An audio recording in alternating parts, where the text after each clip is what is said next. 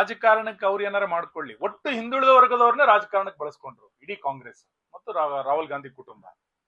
ಹಿಂದುಳಿದ ವರ್ಗದವ್ರನ್ನ ಪದೇ ಪದೇ ರಾಜಕಾರಣಕ್ಕೆ ಬಳಸ್ಕೊಂಡು ದುರುಪಯೋಗ ಮಾಡ್ಕೊಂಡ್ರು. ಅದ್ರ ಪರಿಣಾಮವಾಗಿ ಈ ಪರಿಸ್ಥಿತಿ ಇವತ್ತು. ನಮ್ಗೇನ ಕೂತಿಲ್ಲ ಇಲ್ಲ ನಾವೆಲ್ಲ ಈಗ ಕೂತಿರ್ಲಿ, ಏನಿದೆ ಏನ್ ಸಿಕ್ಕಿಲ್ಲ. ಹಿಂದುಳಿದ ವರ್ಗದವರ ಒಬ್ಬ ಮುಖ್ಯಮಂತ್ರಿನ ರಾಜೀನಾಮೆ ಕೊಡಿಸಿ ಕೂತ್ಕೊಂಡು ಏನ್ ಪ್ರಯೋಜನ?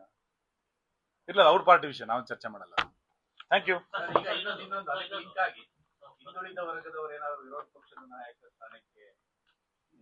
ಬಿಜೆಪಿ ವಿರೋಧ ಪಕ್ಷದ ನಾಯಕರಾಗ್ತಾರೆ ಆಗಿದೆ.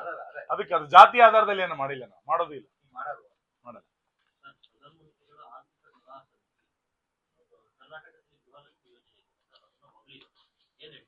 ಗೊತ್ತಿಲ್ಲ, ವರದಿ ನೋಡಿ. ನಾವೆಲ್ಲಿ ಮಾಡಿದಿರಿ ನೋಡ್ರಿ. ಇಲ್ಲಿ ಬಹಳ ಸ್ಪಷ್ಟ ಇವತ್ತು ನಾನು ಕ್ಲಿಯರ್ ಮಾಡ್ತೀನಿ. ಗ್ಯಾರಂಟಿ ಯೋಜನೆಗಳನ್ನ ನಾವು ವಿರೋಧ ಮಾಡಲಿಲ್ಲ.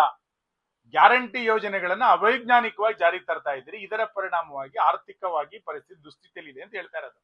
ಈಗ 2ನೇ ಬಾರಿ ಗ್ಯಾರಂಟಿ ಯೋಜನೆಗಳಿಗೆ ನಮ್ದು ಪ್ರಧಾನಮಂತ್ರಿಗಳು PC ಮೋನಿಲೇ ಇದ್ದಾರೆ. ಪ್ರಧಾನಮಂತ್ರಿಗಳ ಕಿಸಾನ್ ಸಮ್ಮಾನ್ ಯೋಜನೆ ಇದೆ. ಆ ಡೇಟಿಗೆ ಕರೆಕ್ಟ್ ಆಗಿ ಅಕೌಂಟಿಗೆ ದುಡ್ಡು ಬರುತ್ತಾ ಇಲ್ಲ? 4,000 ರೂಪಾಯಿ ವರ್ಷದಲ್ಲಿ 2 ಸಾರಿ ಕರೆಕ್ಟ್ ಆ ಡೇಟಿಗೆ ಹಾಕ್ತಾರೆ. ಗೃಹಲಕ್ಷ್ಮಿ ಎಲ್ಲಿ ಹಾಕಿದ್ದಾರೆ ಡೇಟಿಗೆ ಕರೆಕ್ಟ್ ಆಗಿ? ನಾವ್ ಅದನ್ನ ಹೇಳಿದ್ವಿ, ಗೃಹಲಕ್ಷ್ಮಿ ಅಲ್ಲ, ಇದು ಚುನಾವಣಾ ಲಕ್ಷ್ಮಿ ಅಂತ. ಈಗ ಮತ್ತೊಂದು ಅರ್ಜಿ ಕೊಡ್ಬೇಕು ಅಂತ ಹೇಳ್ತಿದ್ದಾರೆ. ಏನರ್ಥ? ನಿಮಗೆ ದುರುಪಯೋಗ ಇಷ್ಟು ಪ್ರಮಾಣದಲ್ಲಿ ಆಗ್ತಾ ಇದೆ ಅಂತ ಗೊತ್ತಿದ್ರು ಕೂಡ 3 ವರ್ಷ ಬೇಕಾಯ್ತಾ ಇದನ್ನ ಹುಡುಕ್ಲಿಕ್ಕೆ? ಹಾಗಾದ್ರೆ ಸಮಿತಿ ಏನ್ ಮಾಡಿತ್ತು? ನಾನು ಇದು ವಿಷಯಾಂತರ ಆಗುತ್ತೆ, ಅದನ್ನ ಹೋಗಲ್ಲ ಈಗ.